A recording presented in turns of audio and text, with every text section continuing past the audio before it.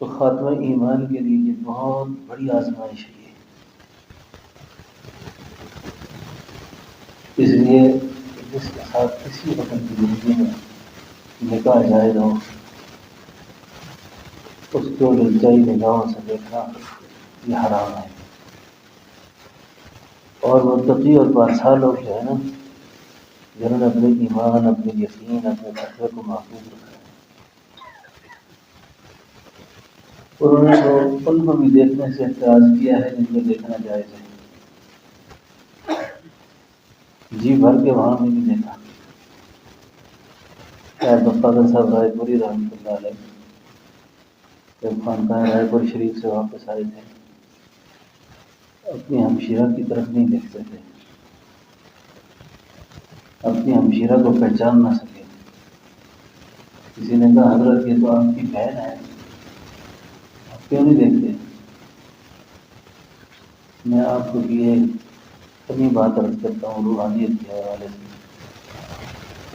محارم کو بھی، محرم کو بھی آنکھیں پھاڑ کر دیکھنا تقوی کے خلاف ہے۔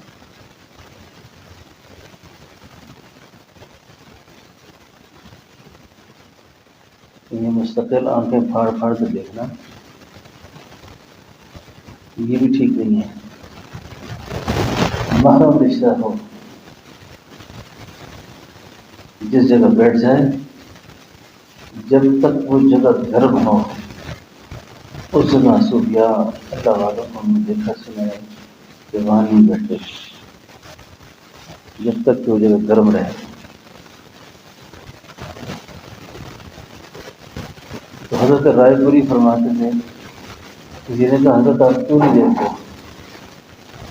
فرمایا اللہ تعالیٰ نے قرآن کریم میں نگاہوں کو جھکانے کا حکم فرمایا ہے، نگاہوں کو جھکانے کا حکم ہے، نیچے کرو نگاہیں۔ تو ختم ایمان کے لیے بہت ضروری ہے کہ ختم ایمان کرنا۔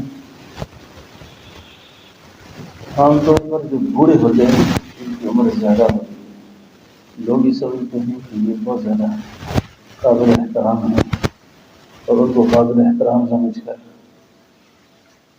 ان سے پردے کے اندر بھی کوئی خاص احتیاط نہیں ہوتی۔ حالانکہ بوڑھا جوان سے زیادہ خطرناک ہے،